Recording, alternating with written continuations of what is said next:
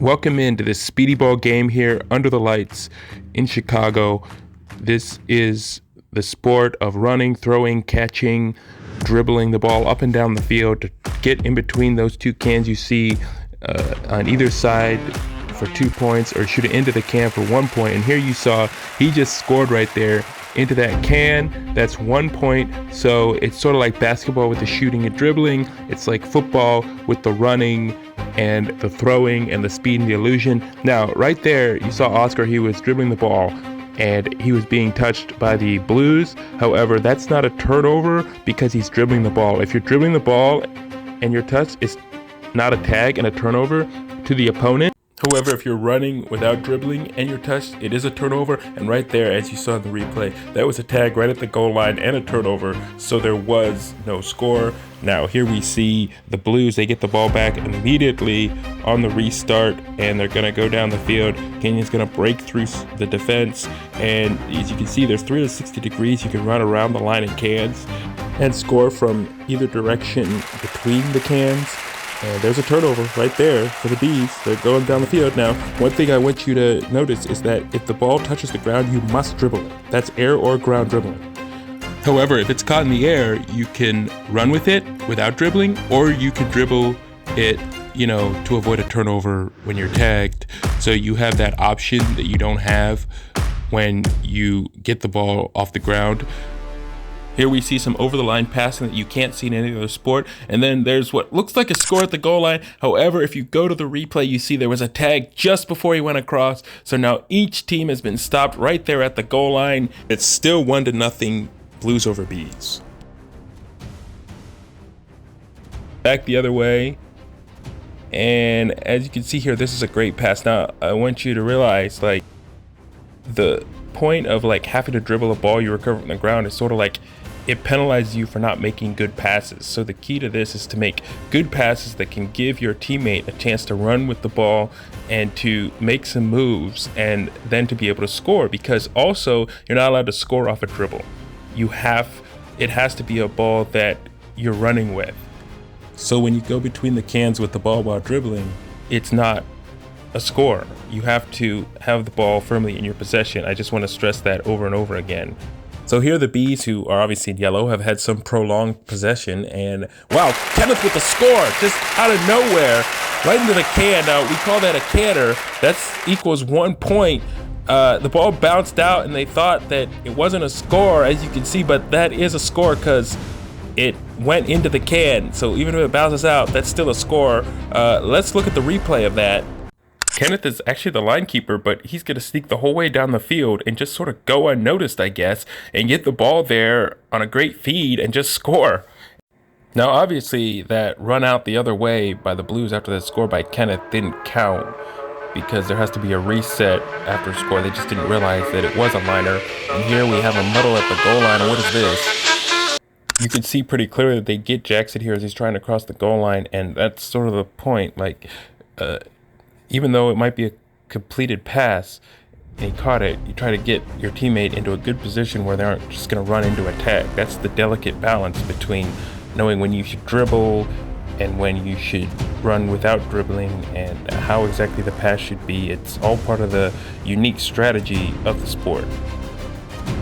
Both sides have had some pretty great goal line stops and saves, and now the Bees are on offense again, and we see Harris with the ball. He's dribbling it and he's looking for some options. He whips it over down the field. It's Kenneth again. As you can see, there's really no goalkeeper back there for the Bees. And here, was that a score? I mean, he got it into the can, but was he touched first? Let's look at that one again.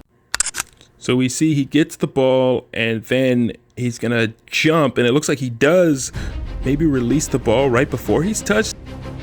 This is actually rather wild that we have not seen a liner yet. It's just been canners, and wow, that's a great catch over there by Kenyon, and now he comes to the right side, circles around the cans. Will we see a liner here? And Martin running straight into the line and getting tagged. Both sides have had their opportunities. There's just been some excellent defense on the goal line, which makes me want to talk about the line keepers, which are pretty much like goalkeepers in soccer, hockey, lacrosse, any other sport that has goalkeepers. but they're called line keepers because, they keep the line and also the cans, but the line is the most important part because that equals 2 points. And here you see the action down the field, and it was a turnover right back over to the Blues. And then, there's some camera work here, so we don't see what exactly happens, but there's the line keeper right there, Kenneth, making a great play on the ball, holding it. As you can see, he wasn't tagged because it bounced into him, so he makes the stop on the ball. A loose ball gets a ground ball recovery, and now it's an outlet back the other way, and here come the Bees on the attack again on the offense.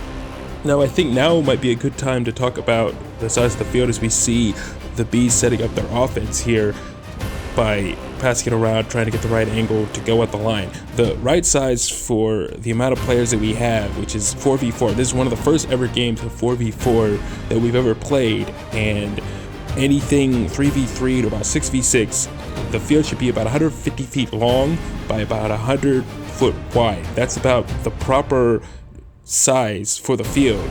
And here we're going to see, actually, as I'm going to interrupt myself, there's going to be a run out here by Darian. However, remember what I said about if the ball hits the ground, you recover from the ground, you have to dribble it. Well, here, Darian doesn't dribble it. So as you can see, the play had to be stopped. It's actually a turnover back to the other team because he didn't dribble the ball off the ground per the rules. So he couldn't score even though he had a wide open breakaway there. Back to what I was talking about before all that action, the field is 150 foot long by 100 foot wide, and the two sets of cans are, I think, 90 feet apart, so the Blues cans and the Bees cans. And here is an amazing catch by Jackson, and they finally scored. Someone has finally scored a liner in this game. That's 2 points right there for the Blues. They lead it 3-2. It all starts with this nice catch here on the angle by Jackson. You can have the same type of catching that you have in football here in this sport. That's what I'm saying. If kids have the same skills as they have in football or basketball, they just bring it to this game. You don't need to build up a whole new skill set, and that's what leads to that score, because if he hadn't been able to catch it, he wouldn't be able to score, because as I said before, you cannot score on a dribble. You must score off of a catch. You have to score off of not dribbling it. And here is a takeaway by Kenyon. He's going the other way. Now he's dribbling, so he wouldn't be able to score, as I just said, but he throws it over here, and then Jackson looks like he's going to be tagged right there at the goal line. Just a great save by the goalkeeper or line keeper there, Kenneth. Now the cans are, I believe, 16 feet apart in this game. Now you don't want them too close, or you can't really score. You don't want them too far apart, or there'll be way too much scoring. So once again, this is like a place in the sport where there's a delicate balance of exactly how you want to tension everything so that the sport can be best played and best watched and best enjoyed and everything. So I believe 16 feet is the best distance apart for the cans from one another on each side. Now they're about 30 feet apart from the back line, and here we see a score. That's just a great score. Wow, right there. What I want you to realize most on this replay is, the score, but right here you see he was running with the ball, then he dribbles it, and the ball was on the ground, right? So when the Blues opponent tried to tag him, it wasn't a turnover to the other team. Now here we see a run out the other way, and look at that score right there. Gorgeous. Oh, now they're scoring. That's a 2-point liner right there for the Blues. Going back to that score on the other side by the Bees, which, by the way, the Bees have only scored 1-point canners. They might want to cross the line at some point here, or they're in danger of losing this game. So that demonstrated that score by Harris there for the Bees was the importance of just knowing when to transition between just running without dribbling to running with dribbling. In tight, compacted areas, you should probably be dribbling the ball more.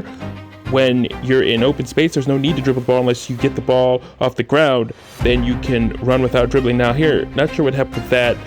Just some messed up camera work, so we're not counting that. But here down at the other end, we see the Bees with the ball. And we're going to go back and talk again about the fact that the cans are about 30 feet from the back line on each side. So that's the dimensions of the field. Now, since it can be played with any amount of players, when it's played hopefully one day 11v11 or 12v12, on a full football field, then you're going to have, well, 12 players on 120 foot by about 120 yard by about 53 yard football field. And that's going to be just awesome because that's the ultimate end goal. And here we see the ball going the other way with the Blues. Can't you just see this becoming a big time sport one day? I mean, come on guys, from high school to college to the pros to Olympics, international country against country, like World Cup type thing. I mean, it has some of the same hallmarks of other sports like football, basketball, soccer, big time sports like that. And if we have elite athletes playing it at a high level, I think it's gonna get fans. People are gonna see just how incredible it can look and how it can be played just like, you know, professionally and become a spectator sport one day. That's my ultimate goal. I don't believe this to be some gym class backyard recess game as some others might think that it is right now, and obviously it looks like that right now to an extent. But even with these guys, a lot of them playing in their first ever game of this, like this was just invented very, very recently, and even there you could see some big time plays and some excitement, and you can see the strategy, you can see the skill, you can see the abilities and the capabilities. And right there the camera was cut off a little bit, but imagine we get, like, you know, real cameras out here instead of just one guy with a Samsung recording it. I mean, come on guys, let's make this into something. That's what I'm begging you to do. Let's start playing it. Let's start getting games together. Let's, you know, get real fields. You know, if it's played on turf, it's played with fans cheering, I mean, this thing can take off. I mean, they have hobby horsing as a sport. Like, really? And this isn't a sport? This is a sport. It's hobby horsing. Look that up. That's an actual sport, and you won't believe that that's actually a sport with, you know, competitions. But this one can be a real sport. Let's make it into a real sport. Let's play this sport. Let's get a sport invented in the 21st century that sticks. You know, let's go. And it's a team sport, and it's so easy, so affordable, so accessible for kids to adults. Let's make this a sport. It's right here. Finally, the Bees score what looks to be their first 2-point liner of the game. Just a little bit more interest generated in this sport will make it take off, because, you know, the more people that are interested in it, the more, you know, players and funding and everything it's gonna have. And, you know, I mean, this sport even has all types of stats, from liners to canners to tags to passing stats. I mean, so many stats I can't even really keep track of them all. Now quickly back to the game at hand. It's 6-5 Blues. In a game to 7, the next score of any type by them would win it. Let's see what happens. Darian to Kenyon. Kenyon dives and scores. The Blues win a thriller. In-depth analysis here of this last play where the Blues go ahead and win, so that you could see that there is some deep strategy to this game. It's literally not just kids play. As you can see, all the Blues players are in front of the line and cans. Now, as soon as Kenyon is going to move around the corner there to the back, this creates 3 different levels. It's like 3 dimensions, which confuses the defense, and that movement allows Kenyon to get the ball and dive across the line and score. See? Strategy. Now, right here at the end, you're going to see the box score. These are actual real-life stats from the game. See the numbers, see the sport, play the sport. Like, share, and subscribe to the channel to learn all about Speediball.